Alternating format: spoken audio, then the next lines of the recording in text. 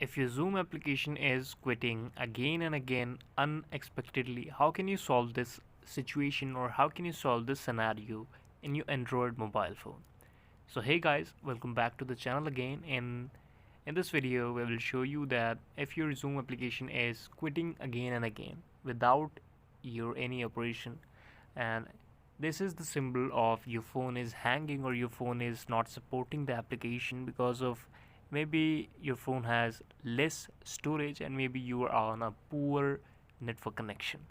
So for these two settings, you have to go on file manager to clear your storage of your mobile phone. Here click on phone storage and you can see all your storage here. Also you can clear your storage from this menu. After that you have to swipe like that, click on the flight mode here, switch it on, keep your phone on the flight mode for 3 or 4 seconds, and after that you just have to restart your mobile phone, and after that you won't face any type of problem like that in future. This is the video. Thank you so much for watching it. Please subscribe the channel if you liked, and we will meet again with next and the best video with all of you. If you have any type of confusion, query, or any type of question regarding any topic, so just drop that topic into the comment section. We will definitely make a separate video on that.